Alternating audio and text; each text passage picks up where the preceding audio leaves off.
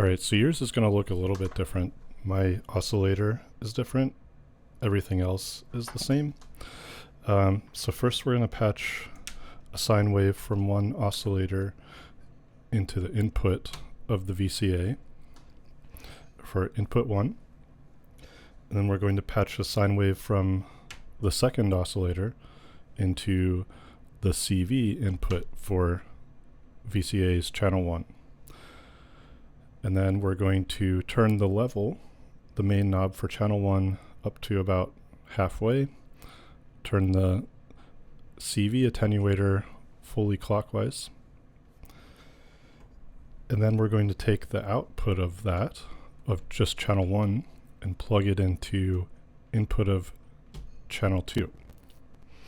And so what's going on here is that we're doing some amplitude modulation, so AM. And so this is going to turn, it's kind of like frequency modulation, but it has, it's audio rate amplitude modulation, which is turning on and off the VCA at the speed of this oscillator. We're not hearing anything yet because I haven't plugged it into the output. And then we're going to take the output of our VCA, and for now, I'm just going to plug it into the Mimeophone. And you should hear something like that, depending on the tuning of your oscillator. So next you want to tune the oscillators up pretty high. So something like this.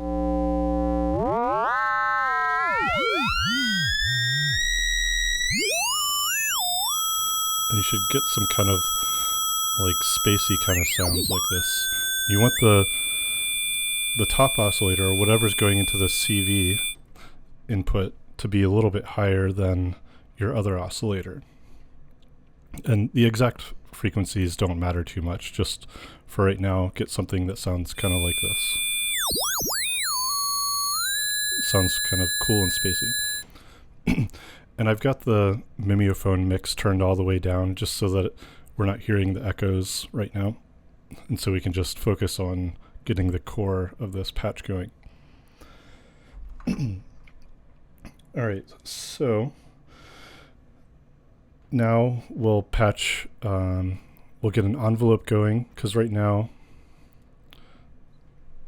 okay, also turn down the attenuator, or turn the attenuator on the second channel to about 50%. If you weren't hearing anything before that, you might need to just temporarily turn the level knob over here up a little bit so you can hear it coming out of the into the Mimeophone. But so now we're going to bring the maths in to open up an envelope, and we'll turn the the CV attenuator to about 50%, and then plug the right channel of the maths. It's important that you use the right channel because they both act a little bit differently with the end of cycle and end of rise input that I'll get into shortly. And so we're going to take the output of the right channel of maths and plug it into the CV input of our second channel. And that should turn off the sound for now. And then we're going to hit the cycle button for channel 4 of the maths, the right channel. And depending on where you have your envelope settings, you'll probably get like a bell kind of, or a glass-like sound on it if it's got a short rise and longer fall. And you can play around with this if you want. And so this is what the amplitude modulation is doing to it. So without the amplitude modulation, it sounds like this. And I'm just turning down the second oscillator's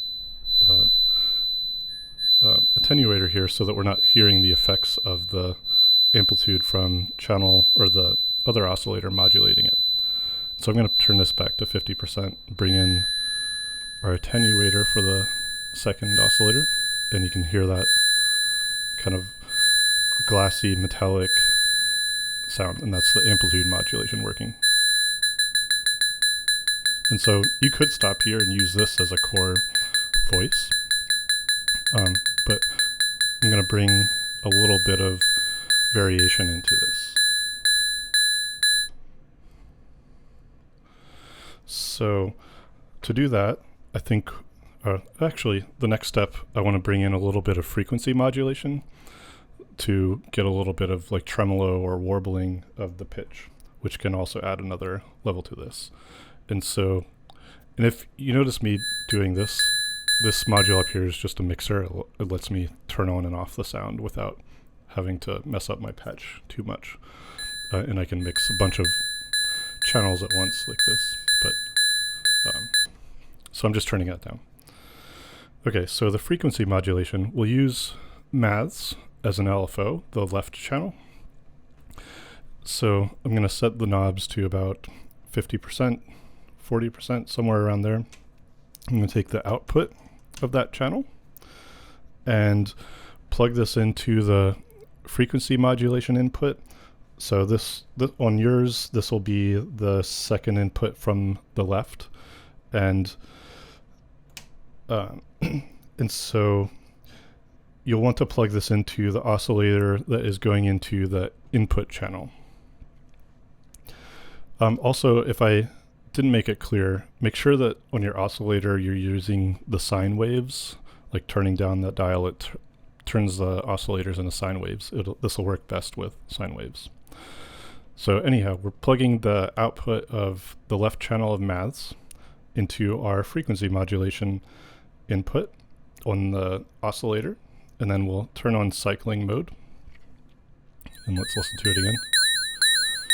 And depending on your settings of the speed of this LFO or envelope, and how much depth you have on the FM, you'll get a pretty wide range of sounds, which can be kind of fun to play with.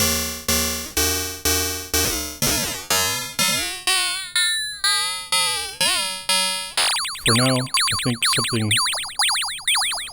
like here, so like kind of a medium length LFO, and then just a very subtle amount of frequency modulation.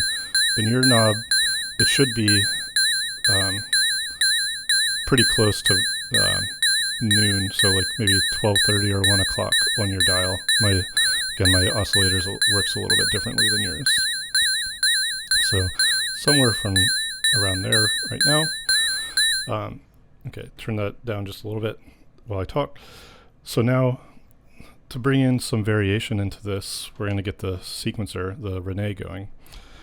And rather than having all this controlled by the tempi we could use that to drive the René, but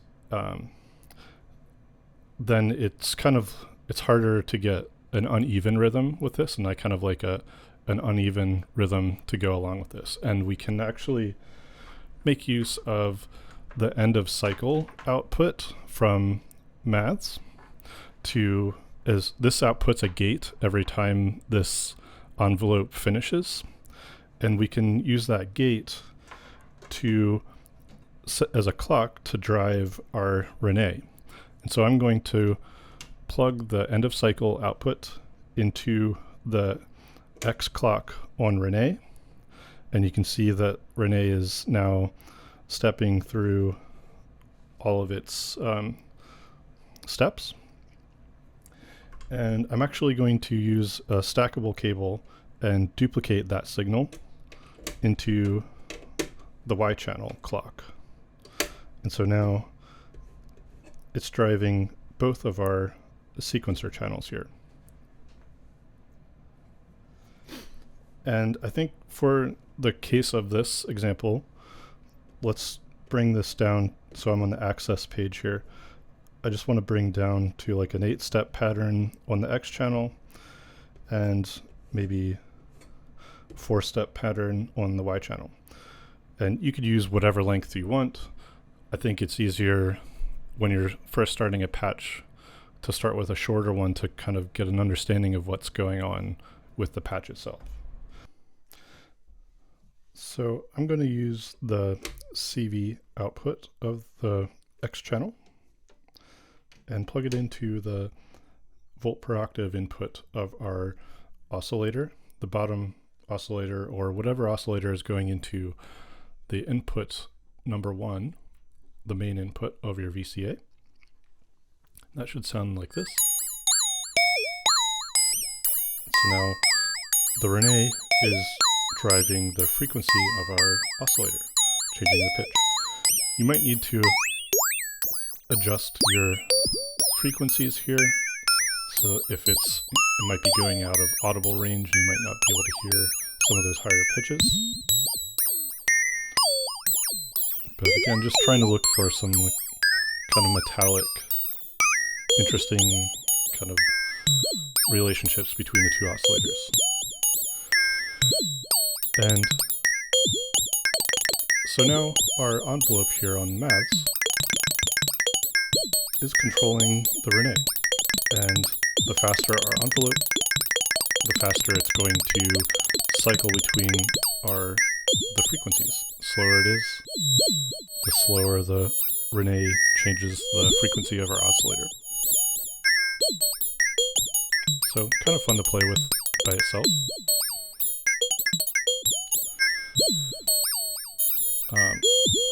And the real reason why I wanted to control the René from our maths here is so that we could bring in a little bit of modulation of that speed. So right now, it's still very static. It's just the same rhythm between each step. But I want something more like this.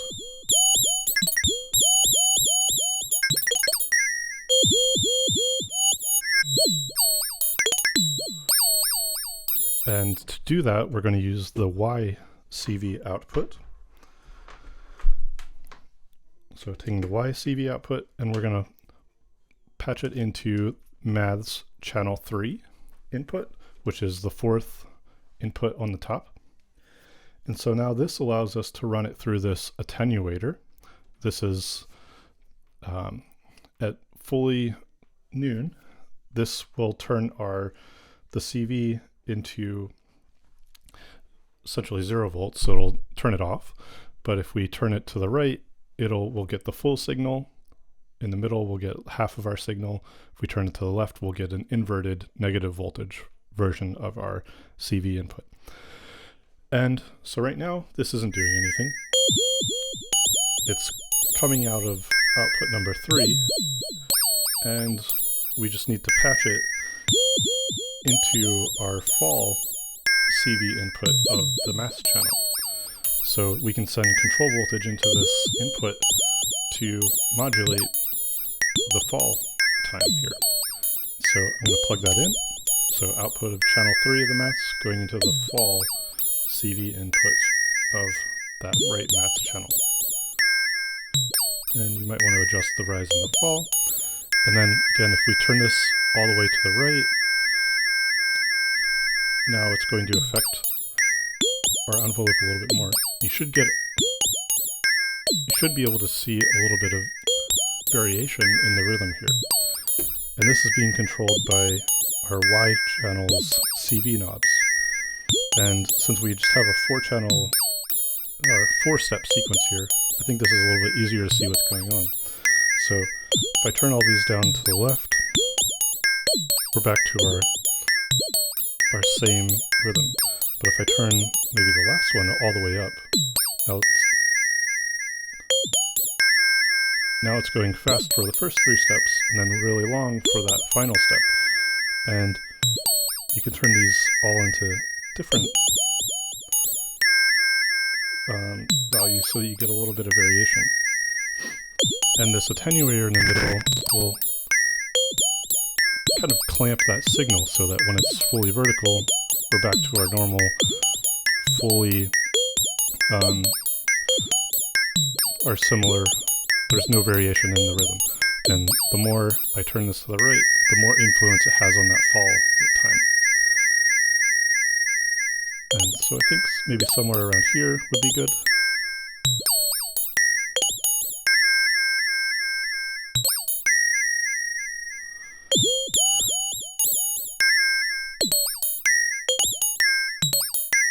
So to add just a little bit of movement to that.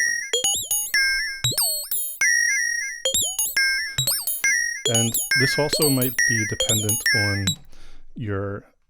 on the quant page. I don't know if you remember, but I was telling you about the top row of the quant page determines the range of the voltage coming out of that channel. So if you have the first column in the first row lit up, that means that only 1 volt range coming from each step. So 0 volts, 1 volt. That's the range of voltage coming out of this. So the effect it's going to have on this is much more minimal when you're in the 1 volt range. 2 volts starts to come in a little bit more. 3 volts. And then on the last one is the full 5 volt range. So when you're kind of controlling CV like this, not just pitch, I think it might be helpful to use the full 5 volts range here. And then you can use the attenuator here to kind of adjust the signal to get the amount that you want to bring into it.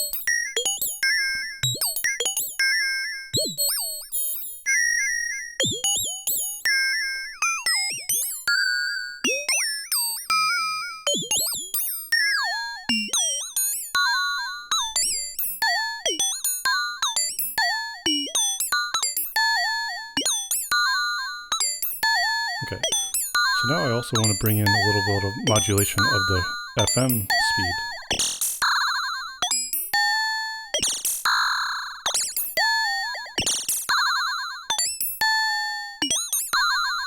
Because right now we're getting the same LFO affecting our FM. And it'd be I think it'd be kind of nice to have maybe the higher pitch frequencies going a little bit quicker than when it's a lower pitch. So to do that, I'm going to duplicate our X channel CV, which is controlling the pitch. I'm going to use a stackable cable, and I'm going to plug that into Maths channel 2, which then runs through this attenuator. And so I'm going to take the output of channel 2, and I'm going to plug it into the both input on Maths, or the channel 1, the left channel's input. So we've got the top one controls the CV for the rise, middle one, or bottom one is CV for the fall, and this middle one is for both. So it affects, the CV will affect both the rise and the fall. And so now when I turn this, we get some variation in the signals. And so I'm going into the negative range, which will then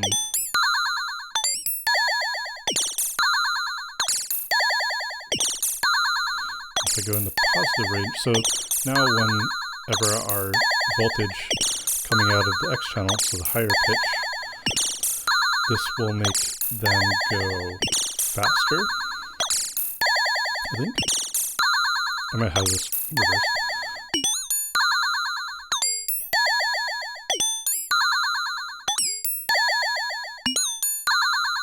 Yeah.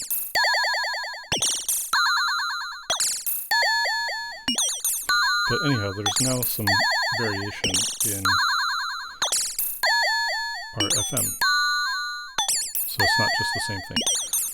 So we're using our sequencer to control both the pitch and the FM speed. And the other channel of the Y channel is controlling the speed of the length of our envelope. So we get kind of a nice variation in all this. And I mean, that's really the patch. And so now maybe you want to bring in the Mimiophone.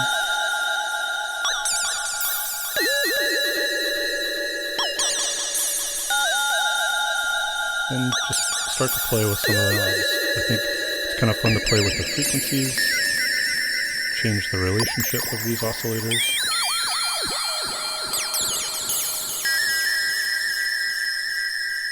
Play with the envelopes.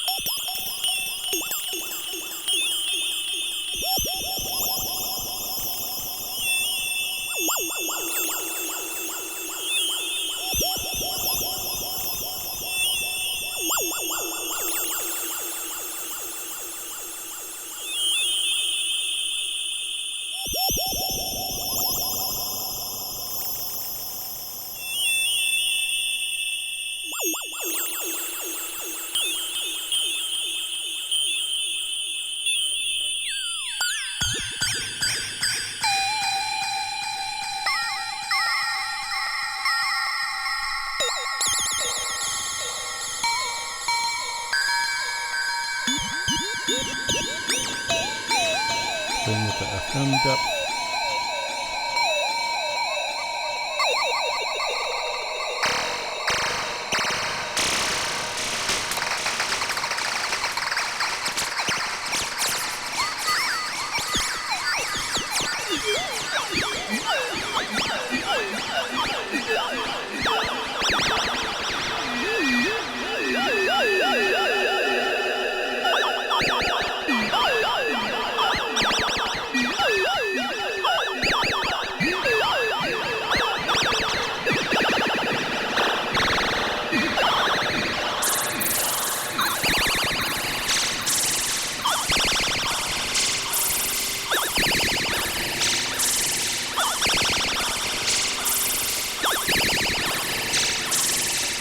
Entering the sequence.